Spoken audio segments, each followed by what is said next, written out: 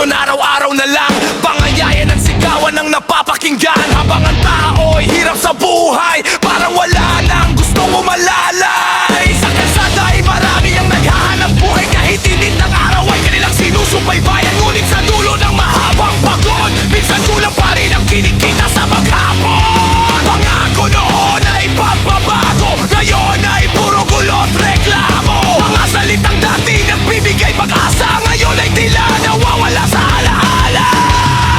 Senado gising na, pakinggan ang masa.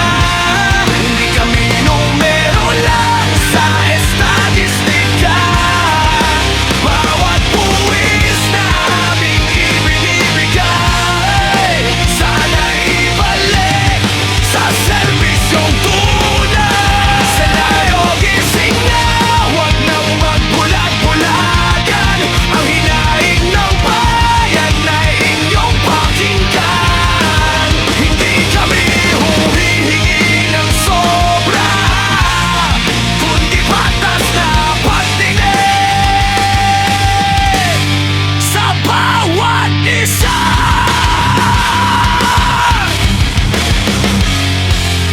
Habang sila'y nag-aagawan ng pwesto, ang presyo ng bilihin ay pataas ng pataas ito. Mga magsasakay naghihintay pa rin kung kailan maririnig ang kanilang daig. Mga mangingisda sa dagat nakikipagsapalaran, kahit bagyo ay kanilang nilalabanan. Ngunit sa pag-uwi, kapos pa rin sa hirap ng buhay na walang katapusan. Marami ng pangakong napako, marami ng pangarap ang nabigo. Ngunit ang pag-asa ay hindi mawawala hanggat may mamamayang lumalaban pa. Senado gising na, pakinggan ang masa. Hindi kami numero lang sa estatistika. Bawat buwis na aming ibinibigay, sana'y ibalik sa serbisyong tunay. Senado gising na, huwag nang magbulag-bulagan.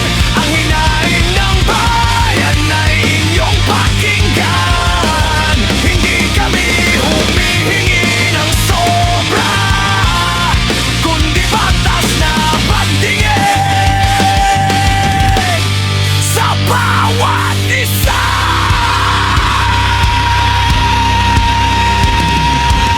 Hindi kami laban sa sinuman, pero tungkulin nyo ang bayan.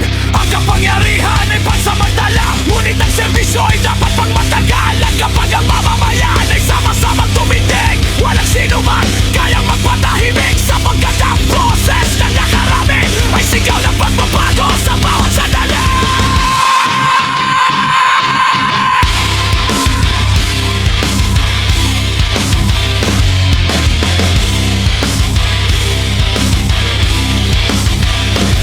Hindi kailangan na mag-aarang salita kung gusto magsikmura ng masa. Hindi kailangan ng mahabang debate kung problema ng tao hindi nasasagot agad. Trabaho, edukasyon at kalusugan, iyan ang tunay na kailangan ng bayan. Hindi palabas at hindi eksena, kundi magkilos na may saysaya talaga. Senado gising na, panahon na ngayon, naunahin ang taong nasa laylayan. Sa bawat batas na inyong gagawin, sana'y kapakanan ng bayan ng isipin. Senado gising na, ito ang panawagan. Mang bawat Pilipinong may pangarap sa bayan. Kung sama-sama tayong kikilos ngayon, mas maliwanag ang bukas na haharapin.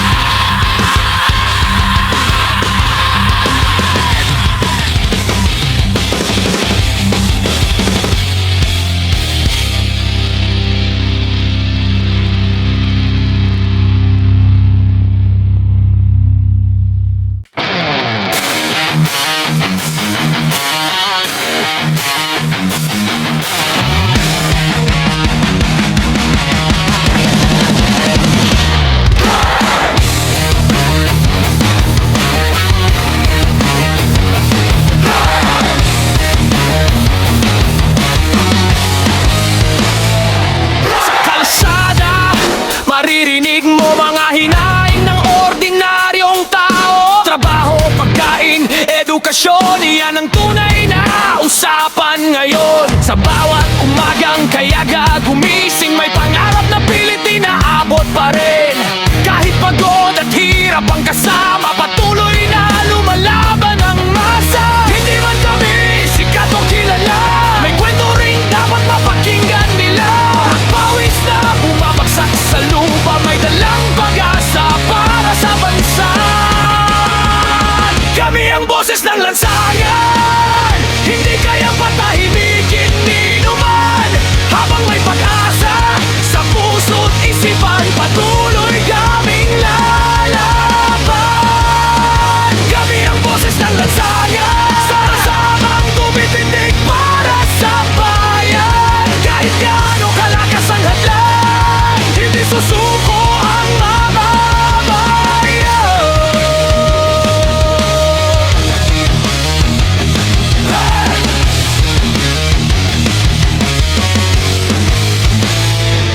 Hindi kailangan ng magagarang salita, kung aksyon naman ay wala. Mas gusto naming makita pagbabagong totoo at may bunga. Mga pangakong paulit-ulit na lang, parang hangin madaling mawala sa daan. Ang kailangan ay dapat na paglilingkod, hindi man sariling interes at takot. Panahon ng pakinggan ang sigaw ng bawat pamilyang umaasang matanaw. Ang kinabukasan maliwanag at payapa para sa bawat batang nangangarap pa. Kami ang boses ng lansangan, hindi kayang patahimikin ni numan. Habang may pag-asa sa puso't isipan, patuloy kaming lalaban. Kami ang boses ng lansangan, piling ng sambayanan ng hangan, na gobyernong may dangal at tapat para sa susunod na henerasyon.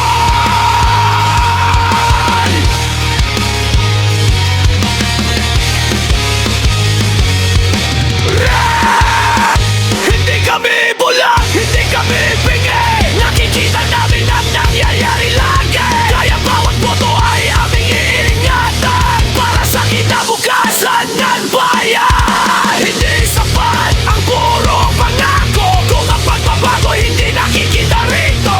Bawat mamamayan ay may karapatan na marinig at mabigyan ng kasagutan. Mula sa baryo hanggang kanunsuran, isa ang mitiin ng sambayan. Pagulat, pagkakaisa at hustisya para sa lahat, hindi sa ilan lang sana.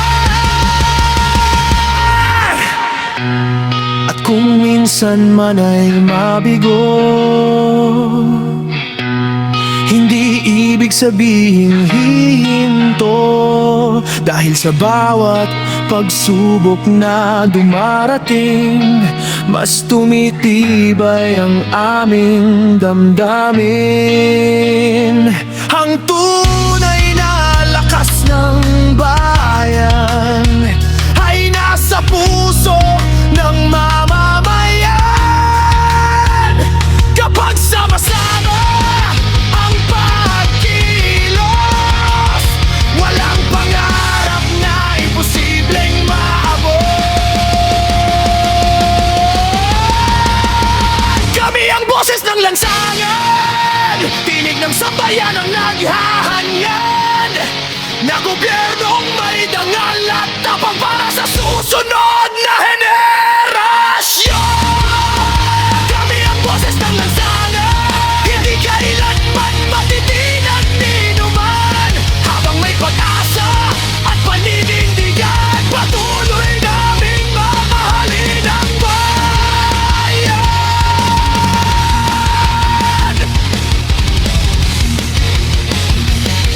Sa bawat hakbang at bawat laban, kasama ang pangarap ng sambayanan.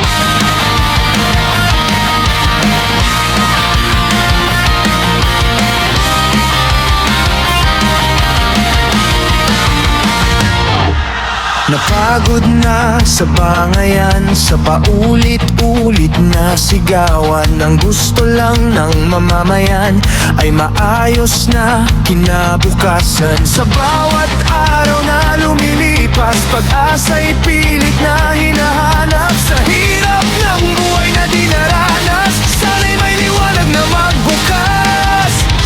Hindi na sapat ang pangako kung walang aksyong totoo. Panahon ng magtulungan para sa buong sambayanan. Para sa Pilipinas, sana'y magkaisa. Iwan muna ang politika kung bayan ang nakataya. Para sa Pilipinas, tayo'y magkagapay.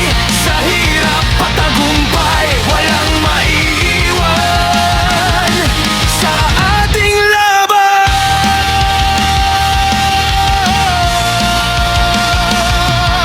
Marami pang problemang dapat harapin. Korupsyon at kahirapan ay sugpuin. Hindi dapat puro sisihan, kundi sama-samang solusyon. Kabataan ay bigyan ng pagkakataon. Edukasyon ay gawing sandigan. Trabaho at hanap buhay, sana'y maabot ng bawat mamamayan. Kapag puso ang nanguna, mas lalakas ang pag-asa. Hindi kulayang ng malaga, kundi pagmamahal sa bansa. Para sa Pilipinas, sana'y magkaisa. Iwan muna ang politika kung bayan ang nakataya. Para sa Pilipinas, tayo'y magkagapay. Sa hirap at tagumpay, walang maiiwan sa ating laban.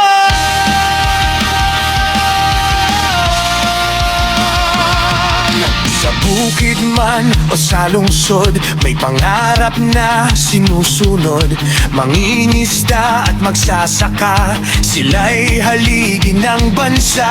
Mga manggagawang pagod na, patuloy pa ring lumalaban. Para sa kanilang pamilya at sa kinabukasang inaasam. Kapag bayan ang panalo, lahat tayo'y panalo. Kapag pagkakaisa ang nanaig, mas matatag ang tatahaking landas. Hawak kamay nating abutin ang pangarap ng bawat Pilipino. Walang maliit o malaking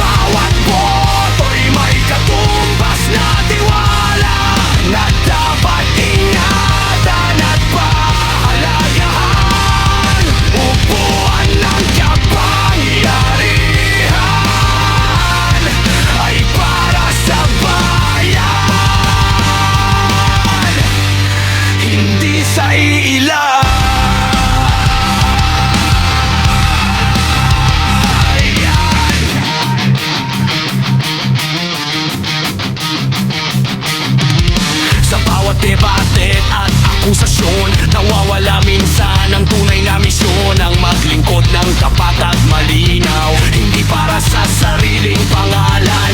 Habang ang presyo ay patuloy na tumataas, karaniwang tao ay lalong nahihirapan. Mga manggagawa'y nagsisikap araw-araw, umaasang may magandang kinabukasan.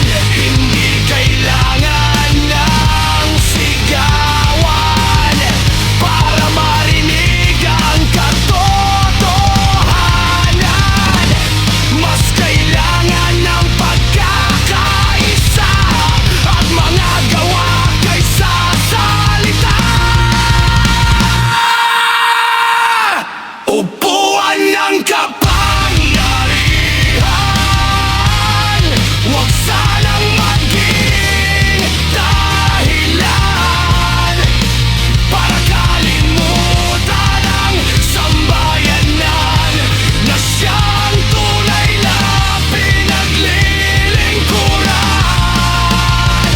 Bawat boto'y may katumbas na tiwala na dapat ingatan at pahalagahan.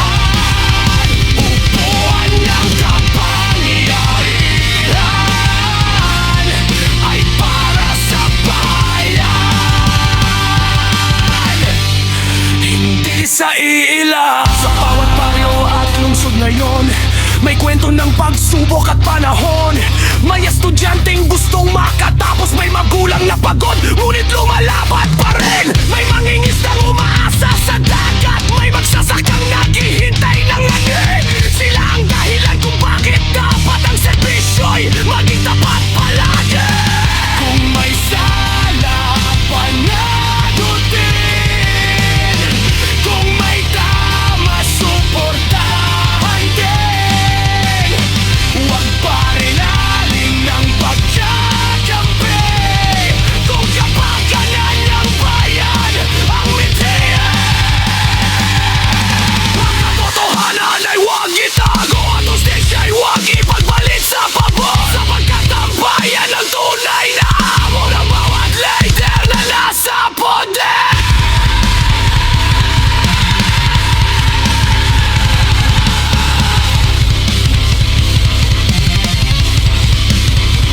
Hindi ito laban ng kulay o pangalan, hindi rin paligsahan ng kasikatan. Kailangan malider na maaasahan sa gitna ng unos at kaguluhan. Maraming salita ang madaling bitawan, pero aksyon ang tunay na sukatan. Kapag ang bayan ang inuna palagi, sa pagbabago'y dapat lilikod. Upuan ng kapangyarihan, hindi habang buhay na hawak ni numan. Pagdating ng araw, bayan ang huhusga sa lahat ng ginawa at pinangatawanan. Ang kasaysayan ng siyang magsasabi kung sino ang naging tapat sa tungkulin. Upuan ng kapangyarihan ay panandalian, laban na hiram ng bayan.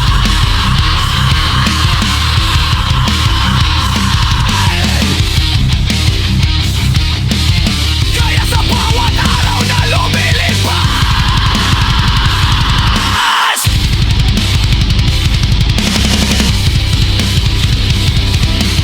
alalahanin ang sinumpang lansa. Tunay na lider ay hindi naghahari, kundi nagsisilbi sa nakararaan. Kapag bayan ang laging inuuna, pag-asa at pagbabago'y makakamtan na. At ang upuan ng kapangyarihan magiging simbolo ng tapat kapag liligyan.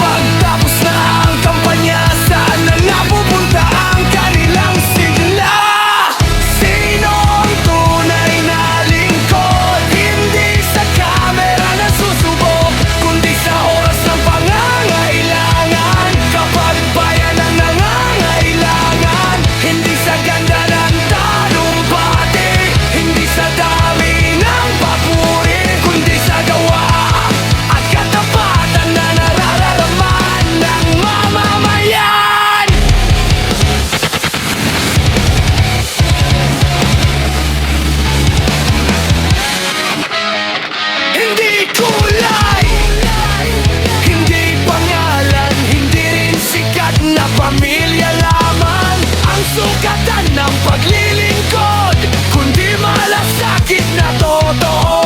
Kapag may unos at sakuna, nariyan ba upang malalay ka? O nawawala kapag mahirap na, at babalik lang kung may kamera? Ang bawat buwis na ibinibigay mula sa pawis ng sambayanan, sana'y gamitin ng tama para sa kinabukasan ng lahat. Sino ang tunay na lingkod? Hindi sa kamera na susubok, kundi sa oras ng pangangailangan. Kapag bayan ang nangangailangan, hindi sa ganda ng talumpati, hindi sa dami ng papuri, kundi sa gawa at kapatagan na nararamdaman ng mamamayan. Bayan ang dapat na una, hindi sariling agenda. Serbisyo ang tunay na sukatan, hindi kapangyarihan at kayamanan. Kapag ang puso'y para sa tao, hindi kailangang magpasikat pa.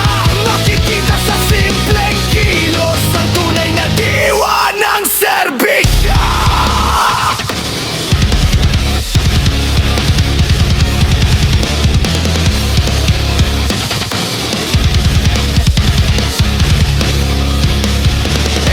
Hindi sapat ang puro pangako kung wala namang resulta sa tao. Hindi sapat ang litrato at poster kung problema hindi masolusyonan ng better. Panahon ng maging mapanuri sa bawat line na gustong mamuno muli. Dahil ang boto ay mahalagang sandata para sa pagbabago ng ating bansa. Sino ang tunay na lingkod? Panahon na para magsagot sa gawa at hindi sa salita. Makikita ang tunay na halaga sa bawat tulong na naibibigay, sa bawat pangakong tinutupad ng tunay. Doon makikita ng sambayanan ang leader na karapat dapat pagtiwalaan.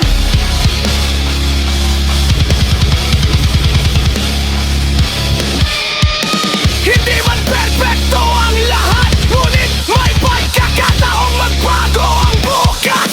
Kung pipiliin ang may dangal at malasakit, at handang magsilbi ng tapat at higit. Sino ang tunay na lingkod? Nasa gawa ang kasagutan.